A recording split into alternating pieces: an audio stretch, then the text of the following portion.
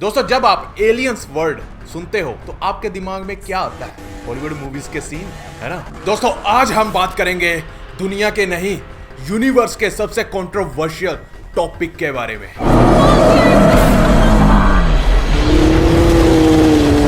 और वो है एलियंस। उनकी एग्जिस्टेंस के बारे में, वो है भी या नहीं। और जब बात मैं कर रहा हूं ना, तो मतलब समझ लो कि आपको कुछ अलग ही और इंटरेस्टिंग चीज पता चलने वाली है, जो आपको पहले कभी भी किसी ने नहीं बताई।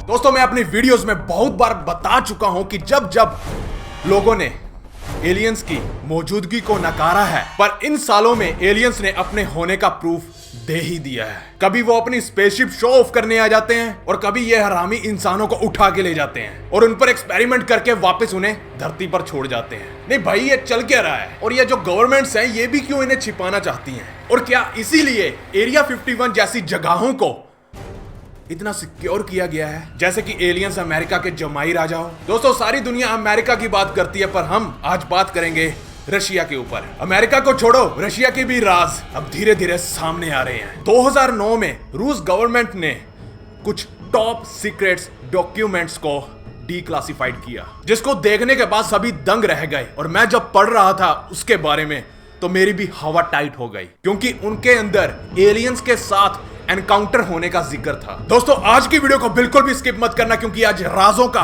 मटका फूटने वाला है। हेलो व्हाट्सअप गाइस, मेरा नाम है Amritpal Singh and you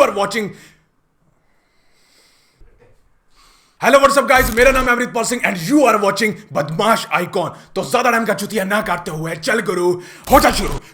guys, आगे बढ़ने से पहले सब्सक्राइब कर दो यार। अभी हक तो नहीं है आपके ऊपर, जो मेरे सब्सक्राइबर्स हैं उनके ऊपर हक है, उनसे मैं जो मर्जी करवा सकता हूं, पर आप भी कर दीजिए यार। दोस्तों, रशिया ने 2009 में क्लासिफाइड टॉप सीक्रेट फाइल्स को जो रिलीज किया था, उसमें एक अनडेटेड फाइल में पता चला, जिसके ऊपर कोई डेट ही नहीं थी, कि रशिया सबमरीन का एनकाउंटर एलियंस स्पेसशिप के साथ हुआ था। मतलब रूस का एलियंस के साथ आमना सामना हुआ था, और वो भी बहुत ही गहरे पानी के नीचे, साउथ पैसिफिक ओशियन में करीब 260 मीटर की गहराई में। रशिया की सबमरीन पेट्रोलिंग कर रही थी, गश्त लगा रही थी, और वो सबमरीन फुली लोडेड थी न्यूक्लियर वेपन के साथ। और तभी सबमरीन के क्रू को 6 अननोन ऑब्जेक्ट्स दिखाई देते हैं सोनार के ऊपर, जो कि सीधा उनकी सबमरीन की ओर बढ़ रहे थे। पहले तो उन्होंने कुछ ज्यादा ध्यान नहीं दिया, क्योंकि वो काफी दूर थे, और अगली बार उन्हें जब दोबारा डिटेक्ट किया गया, तो सबमरीन क्रू की रूहें कांप उठी, क्योंकि वो ऑब्जेक्ट्स 420 किलोमीटर प्रति घंटा की रफ्तार से पानी के अंदर चल रहे थे, जो कि इम्पॉसिबल है। होश उड़ा देने वाले 6 अननोन ऑब्जेक्ट्स सीधा उनकी न्यूक्लियर वेपन से लोडेड सबमरीन के ओर बढ़ रहे थे। तो क्रू और भी चौकन्ना हो गया और उनकी फटके हाथ में आ गई। और जैसे ही क्रू ने सबमरीन की स्पीड कम की, तो वैसे ही उन 6 अननोन ऑब्जेक्ट्स ने भी अपनी स्पीड कम कर ली। वो सबमरीन को कॉपी कर रहे थे। कैप्टन को लगा कि उनके ऊपर अटैक हुआ है, तो कैप्टन ने ऑर्डर दिया कि सबमरीन को सरफेस पर ले जाओ, सतह की ओर ऊपर ले जाओ, ताकि टक्कर से बचा जा सके। वही हुआ। वो ऑब्जेक्ट्स बिल्कुल नजदीक से होके गुजरे और सबमरीन के टोटे टोटे होने से बचे, पर खच्चे उड़ने से बचे। और सतह पे आने के बाद जब क्रू ने पेरिस्कोप से ऊपर की ओर देखा, बाहर की ओर देखा, तो उन्होंने देखा कि 6 डिस्क शेप के अननोन ऑब्जेक्ट्स पानी से बाहर आते हैं और आसमान में अनइमेजिनेबल स्पीड से उड़कर गायब हो जाते हैं। दोस्तों सोचो, 400 किलोमीटर प्रति घंटे की रफ्तार, और वो भी पानी के नीचे। और वही चीज पानी के बाहर आके उससे भी ज्यादा रफ्तार से हवा के अंदर गायब हो जाती है। ऐसी टेक्नोलॉजी हमारी धरती पर नहीं है, और ना ही अभी तक पॉसिबल है। तो फिर वो डिस्क शेप वाले अननोन ऑब्जेक्ट्स क्या सच में एलियंस थे? दोस्तों, शायद मुझे लगता है कि समंदर की गहराइयों में उन्होंने अपना बेस बना रखा है, और एक समंदर ही एक ऐसी एक लौती जगह है जिसे इंसान पूरी तरह एक्सप्लोर नहीं कर पाया है, और ना ही कर पाएगा रहती दुनिया तक। इंसान स्पेस को एक्सप्लोर करने लग गया, पर उसने कभी अपनी खुद की धरती को इतना एक्सप्लोर नहीं किया। और गाइस, रशिया की उन्हीं डीक्लासिफाइड फाइल्स में एक और घटना सामने आई। अगर उस घटना को आज भी याद करते हैं, तो लोगों के सर से पसीना टपकने लगता है। और इस बार स्पेसशिप कोई यूएफओ वगैरह नहीं, बल्कि एलियन से सीधा आमना सामना।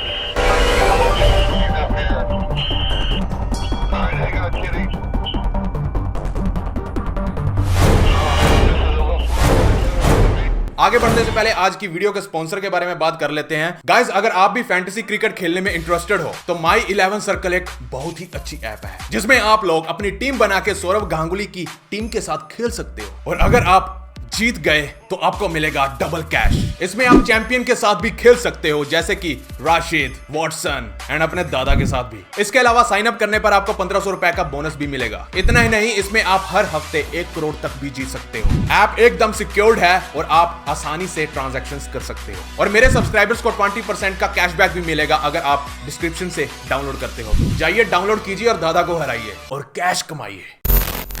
1982 में साइबेरिया के लेक बाइकाल, जो कि एक फ्रेश वाटर लेक है, और वो लेक करीब 1642 मीटर गहरी है। वो इतना बर्फीला है जिसकी वजह से उसे ज्यादा एक्सप्लोर नहीं किया गया। और जब 1982 में रशियन नेवी के कुछ डाइवर्स लेक की गहराई और जमा देने वाले टेम्परेचर की वजह से किसी को नहीं पता था कि इस लेक के अंदर आखिर है क्या, तो 7 रशियन डाइवर्स जैसे ही 50 मीटर की गहराई में पहुंचे, वहां पर जब रिसर्च मिशन कंडक्ट कर रहे थे तो उनको ऐसा लगा कि कोई उनके ऊपर नजर रख रहा है। तो जब वो थोड़ा सा और नीचे गए तो उन्होंने देखा कि कुछ अजीब से दिखने वाले जीव, जो कि बिल्कुल ह्यूमन शेप की तरह थे, पर उनसे बहुत बड़े, लगभग 9 फीट के, और उन्होंने हेलमेट के जैसी एक ट्रांसपेरेंट टोपी पहन रखी थी, और उनके सूट बिल्कुल सिल्वर की तरह दिख रहे थे। उन्हें देखकर डाइवर्स अचंभे में थे। तो फिर उन डाइवर्स ने डिसाइड किया कि वो उन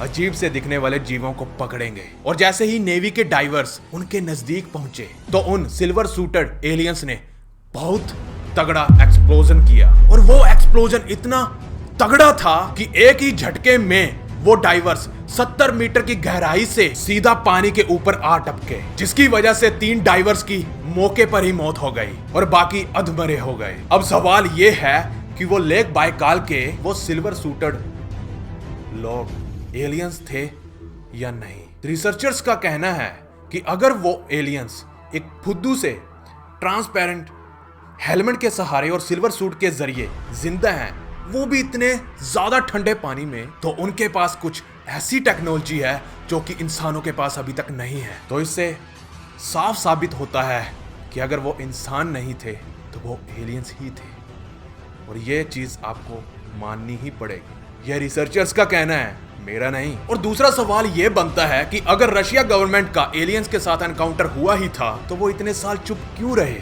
गाइस, मुझे यह लगता है कि ये सरकारें इसलिए इन चीजों को छुपाती हैं ताकि जो टेक्नोलॉजी उन एलियंस के पास है उसे हासिल किया जा सके, और बाद में उसी टेक्नोलॉजी को यूज करके वेपन्स बनाए जा सके। सरकारें बहुत हरामी होती हैं, तभी तो अमेरिका अपने टॉप सीक्रेट चीजें रशिया को नहीं बताता और रशिया पूरी दुनिया को नहीं बताता। हर कोई इसी डिजायर में है कि सबसे पहले वो टेक्नोलॉजी हमें मिले, किसी और को ना। इसलिए वो ये डॉक्यूमेंट्स रिलीज नहीं करती। जैसे कि मैं हमेशा बताता हूं, इंसान एलियन से डरते क्यों हैं? क्योंकि इंसानों को लगता है कि वो हमारे साथ वैसा ही ट्रीट करेंगे जैसे हम जानवरों के साथ करते हैं। मैं तो कहता हूं, ये गड़े मुर्दे मत उखाड़ो, जो चलता है वैसे चलने दो। इतने हजारों सालों से एलियंस ने कुछ करना होगा तो वो कर चुके होते, और या फिर ये भी हो सकता है कि वो सही मौके के इंतजार में हो। और गाइस, ये भी हो सकता है कि वो एलियंस नहीं बल्कि फ्यूचर में दिखने वाले हमारे, समझ रहे हो ना, फ्यूचर में दिखने वाले वो इंसान ही हैं। एवोल्यूशन के चलते उनका शरीर वैसा ही हो जाएगा। तो बात यहां खत्म नहीं होती है। पॉइंट ये बनता है कि वो साले अब क्यों आ रहे हैं फ्यूचर से दर्शन देने?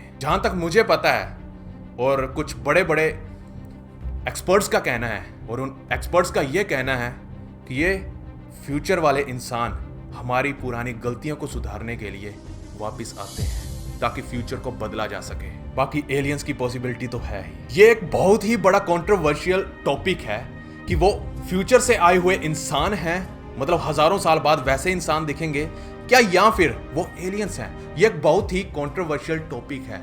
इसके बारे में बहुत लंबी डिबेट की जा सकती है, और मैं चाहता हूं कि अगर कहीं भी डिबेट चल रही हो तो मुझे उसमें इनवाइट किया जाए। और मेरे पास रशियन गवर्नमेंट के वो टॉप सीक्रेट डॉक्यूमेंट्स जो रिलीज किए गए थे, वो सारे डॉक्यूमेंट्स पड़े हैं, मैंने सारे डॉक्यूमेंट्स पढ़ लिए। हालांकि ये सिर्फ कुछ ही डॉक्यूमेंट्स हैं, वो भी सिर्फ ये वीडियो बनाने के लिए।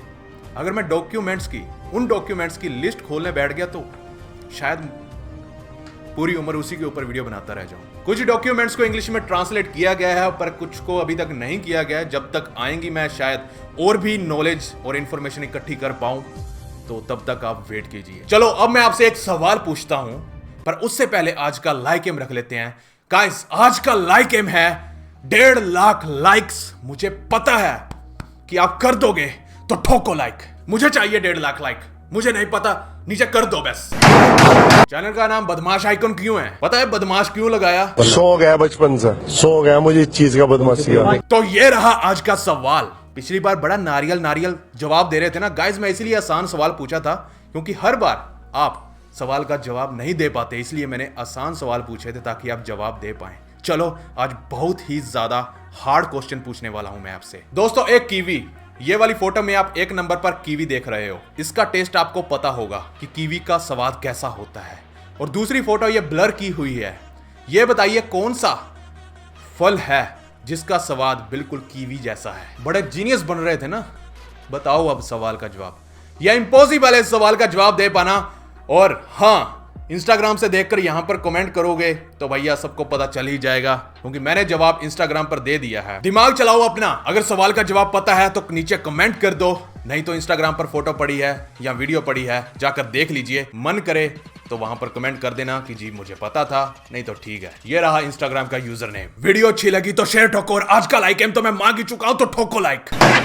सब्सक्राइब नहीं करते हो, मुझे 3 मिलियन कब पहुंचाओगे यार? कर दो यार। जो लोग कह रहे थे कि चैनल का नेम गलत है, तो हम सब्सक्राइब इसी वजह से नहीं किया, अब तो कर दिया बे।